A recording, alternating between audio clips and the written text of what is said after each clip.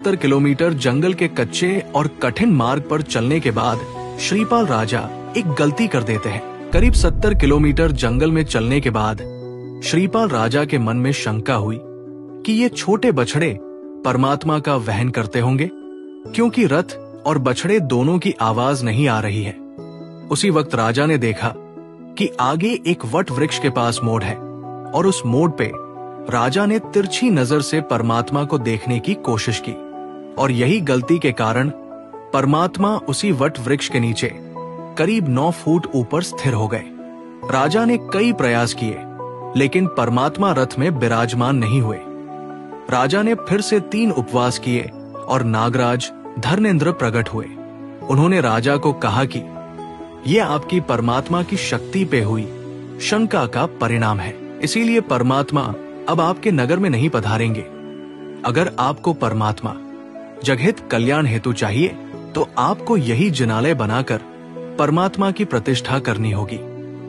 राजा ने धर्मेंद्र देव की बात स्वीकार कर श्यामवर्णीय पाषाण से भव्य जिनालय का निर्माण कराया, लेकिन आश्चर्य, जिनालय में परमात्मा ने प्रवेश ही नहीं किया। जिनालय का निर्माण कराने के बाद राजा के मन में विचार आया कि मेरे बनाए हुए जिनालय में जब दिव्य और प्रभाव संपन्न परमात्मा विराजमान होंगे तब मेरी यश कीर्ति बहुत ही बढ़ जाएगी। यानी श्रीपाल राजा ने परमात्मा के नाम से अहंकार किया और ये दूसरी गलती धर्मेंद्र देव को मंजूर नहीं थी और इसीलिए परमात्मा ने जिनालय में प्रवेश नहीं किया। राजा ने धर्मेंद्र देव को बुलाने हेतु फिर से 3 उपवास किए, लेकिन निष्फल हुए। राजा की परेशानियां बढ़ती गई, लेकिन तभी एक उम्मीद की किरण दिखाई दी।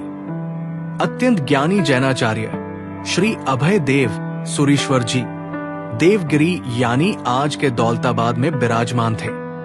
राजा की विनती पर आचार्य भगवंत श्री संघ के साथ परमात्मा जहां अवकाश में अद्धर थे वहां पधारे। हालत को जानकर आचार्य भगवंत ने 3 उपवास किए और नागराज धर्मेंद्र प्रसन्न हुए।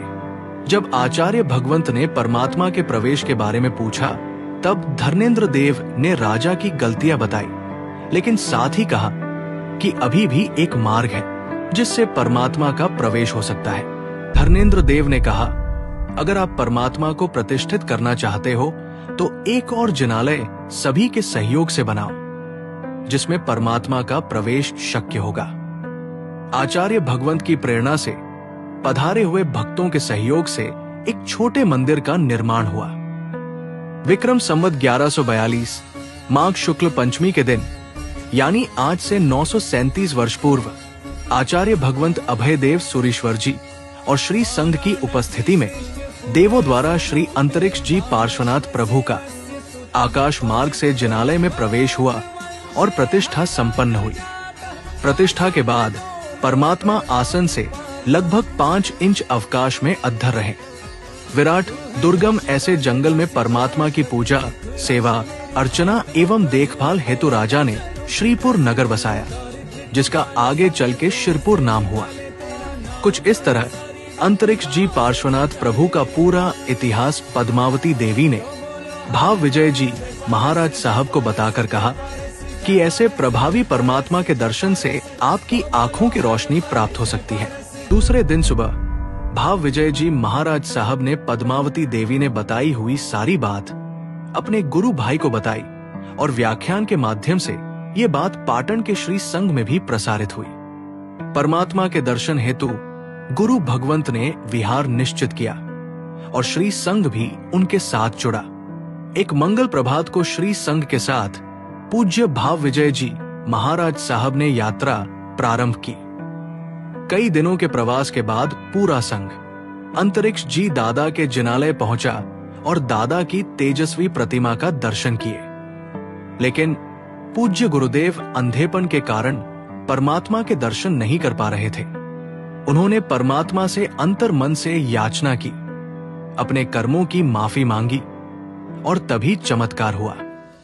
पूज्य भाव विजय जी महाराज साहब की आंखों की रोशनी लौट आई। पूरे संघ में आनंद का माहौल छा गया।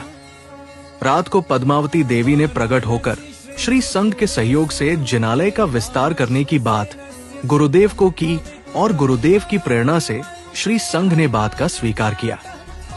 विक्रम संवत 1715 चैत्र शुक्ल छठ के दिन परमात्मा की पूर्वाभिमुख पुनः प्रतिष्ठा हुई। उस वक्त से परमात्मा अवकाश में लगभग 1 अंगुल अद्धर है।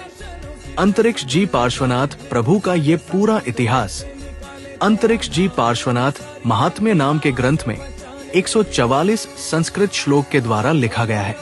यानी ये इतिहास कोई काल्पनिक कथा नहीं, बल्कि सत्य घटना है।